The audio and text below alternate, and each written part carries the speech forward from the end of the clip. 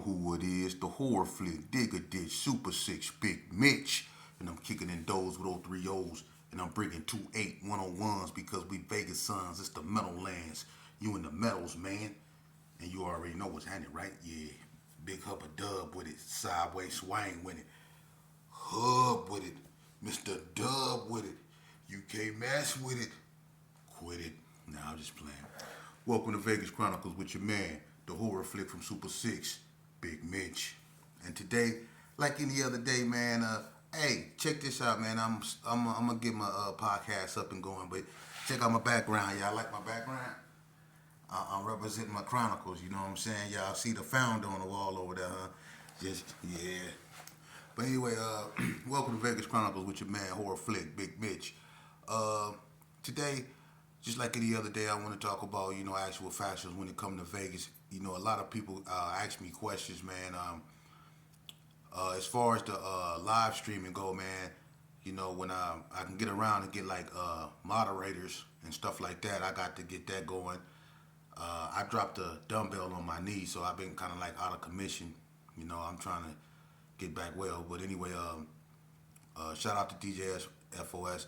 We go get together and talk about some things we discuss, man, and go on from there. I'm trying to make my platform more inclusive, and bring people on. And when I get my live streaming up and I send people links, I'm gonna be bringing people on, and we gonna be going live together at certain times, man. And we go really, and there's gonna be other people from Vegas and elsewhere, man. And we gonna try to really do this thing and make Vegas Chronicles, man, the brand. I feel blessed to be in this position to bring exposure to Vegas, So with that, let's move on. Today I want to talk to y'all about something. I answer questions, and I know people got they want the female thing. I'm gonna get to that, but today I want to tell y'all a story about something, man. You know what I mean? And I know everybody else got their history, but we go speak on Vegas, man. I'm gonna tell y'all a story, and this story is about two homeboys. You know what I mean? And if I just want y'all, if y'all got sons, to listen to this story. All right? It was two homeboys, right? Well, one of them was in a car, right? They grew up together. They was from the same neighborhood. All right? If you know, you know. If you don't, you don't. All right? And on this particular day, one was rolling around in the car, not really doing nothing. It was kind of in the morning. And he seen his childhood friend, Now his partner, they've been through a lot, and one of them was really trying to, he had a child and he was trying to be in that child's life and, trying to get a little job to try to help support the child. He was young, but he was trying to do the right thing, and but he still, he represented where he was from, and if need be, he'll put in that work. But he was mostly leaning toward getting out of that lifestyle and being a father to his child. But he still, had 1 foot in, 1 foot out. But on this day, he seen his partner, and he was just, strolling. His partner swooped up on him, picked him up. He get in the car with him, right? They rolling around, not doing nothing. He asked him, where you headed? He say, swoop me on my girl house, man. I'm go kick it with my kid. He say, all right. So they rolling around and stuff. He say, I'm gonna stop at the store, get some gas. Say, you want a 40 or something, man?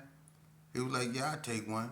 So they rolling around and stuff, you know what I'm saying? Doing their thing, smoking little trees, whatever, doing their thing. So they go to the store. He pull up to the gas pump, his homeboy, right?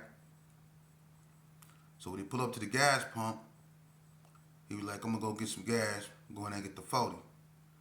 His homeboy that he picked up, the one that's, trying to leave that life alone, he noticed, on the seat, old boy had a gap, right?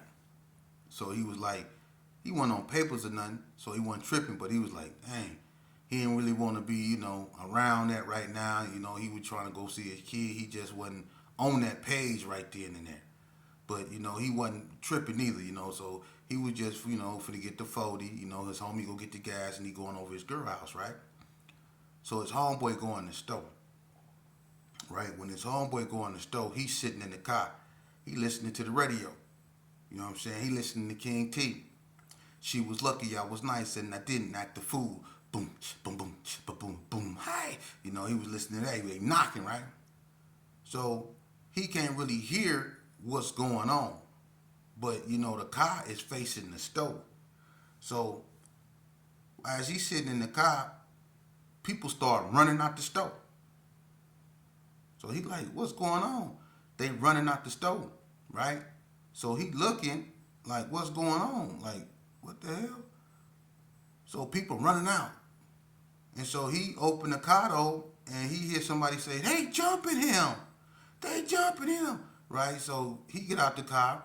You know what I'm saying? He go up there to the door to see what's going on. He look in the door. He see 3 enemies jumping his homeboy that went in there to get, to put some gas in the car and get the 40s. He see 3 enemies, jumping him. You know what I'm saying? He see 3 Crips jumping him. See? And instead of him going over there to help, he remembered his homeboy had a thing in the car. A gap, right? So instead of him going to help his homeboys, fight and get them dudes up off of him, he panicked. And he run back to the car and grab the thing. He run back up in the store. Get up off of him. So they start trying to get at him. He was already in panic mode when he seen what he seen. When he came back, he still was in panic mode. When he run in the store, he was in panic mode. Now they tried to get at him, and he's still in panic mode. So what happened was, when they tried to get at him, he started busting. Right? Laid everything down. Get his homeboy to get up out of there. Right? Not realizing what he did. But he got his childhood come right up out the store. They run it. They get up out of there, they skirt off. He don't understand the magnitude of what he just done. But when they get to where they get to, they do what they got to do. You know what I mean? They get cleaned up, whatever. He drop him off this way. He go that way. You know what I mean? And he trying to maintain his character and not look like he guilty or something. But he know what he just did, but he don't know, the severity of what he just done. So not long after what he did, it didn't take number like 15, 20 minutes for him to hear about the, what they had just done. Then he hear 2 people got shot. One of them no longer was alive. So now, he done committed the worst case you can commit, plus an attempt. All right? He don't say nothing to his baby mama. He don't say nothing. He trying to play it off like he didn't do nothing. But he know what he did. So him and his homeboy trying not to, have no type of communication with each other. He just, but the more, he, as time go on, the more people's talking about it, the more it's on the news, the more he hearing. Then all of a sudden, you know how people talk. His name come up, him and his partner. Now he hear the police looking for them. So his baby mama hear what's going on too. Now she tripping like what's going on. He don't want to tell her. So him and her get into it. He get away from her. Now he on the run. Right? What ended up happening is they end up catching his homeboy. Right? His homeboy really wasn't hiding. They went right up over there, snatched his homeboy up. Guess what his homeboy do? He put everything on his partner that saved him. basically told him he was getting jumped, and this homeboy came in there doing all the bussing, put everything on him. He played the victim. Didn't make it seem like his homeboy was trying to help him or nothing. Just made it seem like he was the victim, and it made it seem like, he ain't had nothing to do with nothing. He ain't started nothing, and he wasn't trying to go to jail for nothing. But he wasn't trying to make it seem like his homeboy was trying to get them dudes up off of him. This homeboy was trying to save his life. He was just trying to make sure he didn't go to jail. And in the process, he threw his homeboy up under the bus, the one that was trying to get out the game, the one that Gat didn't even belong to. So now they looking for him. He on the run. His homeboy done gave him up. They done kicked in all his parents' doors. Ain't nowhere he can go. Thought about 3 days they catch him.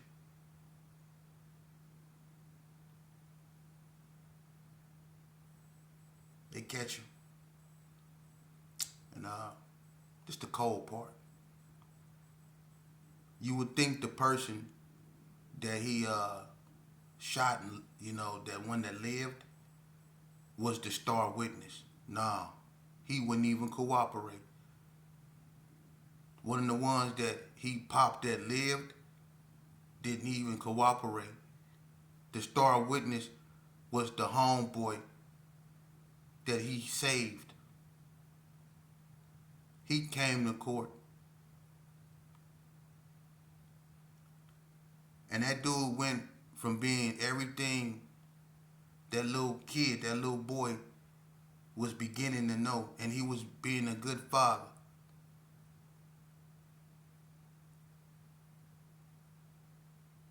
He ended up getting 2 lives without the possibility of parole, plus a whole bunch of more time on the side.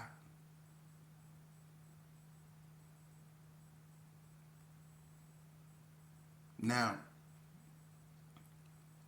if, like I say, if you know, you know. That's a true story.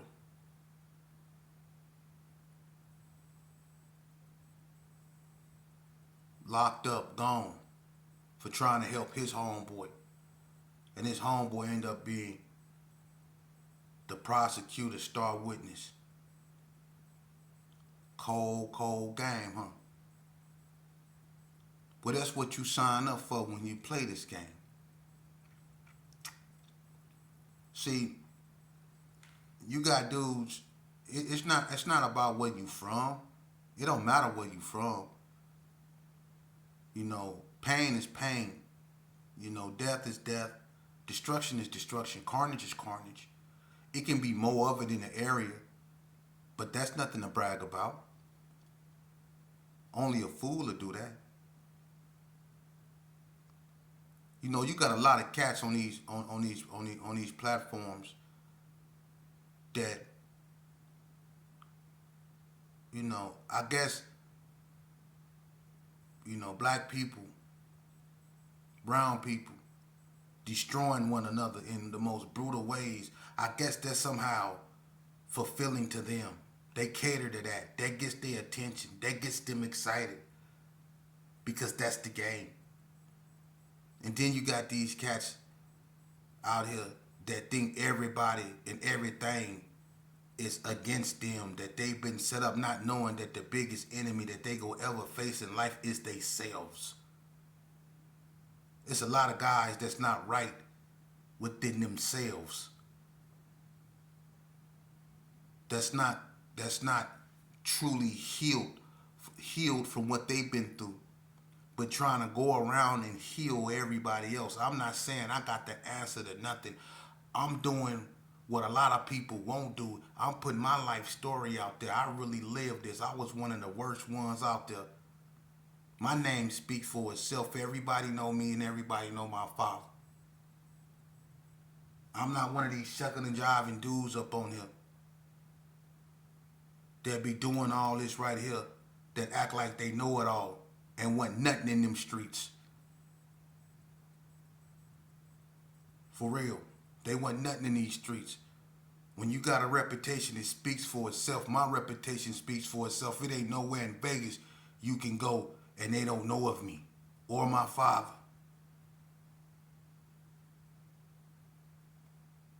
And that's not something I'm proud of, because I'm known for all the wrong reasons. And I'm trying to undo that. I want to be known for the right reasons. So I bring my stories to the forefront with pure intentions. I don't care about the money. I don't care about the fame. That's the last thing I do this, and the last things I do this for. I do it because I'm tired of mothers burying their children. At some point, we got to say this is enough. My whole generation is gone. That ain't enough for you? Do you understand what I'm saying to you when I say my whole generation is gone? That means that there was a bunch of little black boys and girls and little brown boys and girls that grew up without their fathers. And that's why a lot of them turned out the way they turned out. Because they had no father figures. My generation was so angry and hated each other so much, they wiped themselves out. They literally wiped themselves out. It didn't have nothing to do with no racial justice, nothing. They wiped themselves out due to anger, hostility, animosity, wars. There have been brutal wars in Las Vegas. And people don't understand that. That's why when I bring people on here, you go hear about these brutal wars. And let me tell you something. When I mean brutal wars, listen, the most hated gang in Las Vegas, the most hated, is the Gersons. They've always been the most hated gang. And it's for many reasons. But they're the most hated gang in Las Vegas. And they probably been in more wars than any other gang in Vegas when it comes to gang banging, the Gersons. Because don't nobody like them. They formed alliances with Donna Street and all that. That didn't work. It was alliances with Bloods, and things went south that way. People get along cordially, individually. The ones that's left, they ain't got no other choice to get along, because it ain't nothing but a handful of them, and they gray as an ashtray. So they ain't got no other choice to get along. But the Gersons is the most hated gang, and they've been through so many wars, and there's so many people that's not here because of those wars. Whether it was the Gersons in the NTGs, the Gersons in the ABMs, the Gersons in the Donna Streets, the Gersons in the 60s, the Gersons versus the Gersons versus Delmonico, the Gersons versus Script City. The Gersons didn't went to war with everybody, man. The Gersons versus the Pirus, the Gersons versus the Hood, the Gersons versus West Coast, the Gersons versus the PBs. It's been the Gersons versus everybody, man. And then, the Gersons versus the Backstreets. They came out here. The Gersons has been warring with everybody, man. And if there wasn't a big gang, they wouldn't been no more Gersons, because it's a lot of dead Gersons. And what I'm trying to do is simply stop it. It don't need to go on no more. Enough blood has been shed, don't y'all think? What we gonna do, just sit back and glorify this? This is a new Vegas. This Vegas you see right now don't represent nothing. Because I'm gonna tell you something about old Vegas. Yeah, the infrastructure has changed. People have built. But I'm gonna tell you something. Vegas lost its identity. And what I mean by its identity, I mean its morality, its loyalty, its honor. For real, its love. Back in the day, see, that's what we had. Even law enforcement. You never heard about them in unfortunate situations like you do now. See, because it was certain things we didn't do, even though we was being bad. There was a level of respect. I didn't disrespect you in front of your parents. We kept the gang banging thing away from the parents. You see, the police didn't have to be so quick on nothing. They'd take their badge off and get down with you, head up, win, lose, or draw. The police will fight you out here in Las Vegas back in the days, toe to toe. We didn't have them type of problems, man. If I see you with your son or your daughter, you get a pass. That's automatically. You don't got to ask for it. We knew that. And if I did do something to you and you had your son and your daughter with you back in the days, my own people go get on my helmet because we didn't do that. I'm not saying we were saints. We were far from that, but we had a level of ethics about what we was doing. And I know it ain't no morality in gang banging. I know it's not. But it's certain stuff we just didn't do, man. For real. We didn't wear our sister clothes. We didn't wear halter tops and call them tank tops. We didn't wear pants that you had to wet to take them off. We didn't do that. We went to Elko. We lift weights. We were buff. We didn't walk around here with our rib cages showing through our tank tops, man. Y'all look like a hanger with a tank top on it. That's how y'all built, like a hanger with a tank top on it. Just take a hanger and put a tank top on it and hold it up. That's how these youngsters built. For real. We had high chests and stuff, man. We was benching 400 and something pounds and stuff, man. We was up there in the mountains, man, getting disciplined right.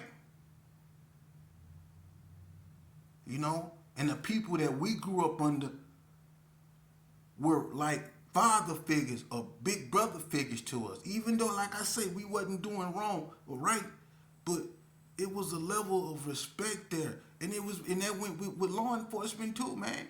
We all knew who law enforcement was. We all knew them characters from Butts to Plu, Landino, Big Red. We knew the Palmer boys from Johnson & Johnson, Carson and Kelly, Hightower, Tenny Shoes, Caveman, LaRusso, David Reed. We knew all of them. Moondog. Come on, man. We knew all of them. And they knew us. And Big Red will get down with you. He known for that. Big Red will fight you head up. And if you whoop him, he won't go to jail. But if he whoop you, you going to jail. He'll get down with you. That's how it was back then, man. We lost that. That's the identity we lost of Vegas. Now we starting to act like other states. And that's not Vegas. People can brag about having the stupidity capital of the world. You can have the stupidity capital of the world. You ain't doing nothing but killing your own. And you proud of that? We had the murder capital of the world. Come on, man. Y'all proud of that? For being known for knocking off your own the most, you be proud of that? Chicago had it for about 5 years straight, 500, innocent, I ain't not innocent, not all of them innocent, but people was dying a year over there. Come on, man. And y'all was proud of that? Now you got places like Memphis, Alabama, and all these other places now. Horrible. Horrible. See? And all that stuff, that culture, that way of looking, that ops, saying the word slide and all, it's seeping over here. It's seeping over here. That's sad, man. But that's the identity Vegas lost. because it took on other people cultures. Like I say, my generation, they destroyed themselves, and that's sad. And this, in the generation that you see out here, they destroying themselves, and it's sad. And ain't nobody really stepping up. You can feed the homeless, and I salute you for that. You can go to church, give your life to God. I salute you for that. Save yourself. I salute you for that.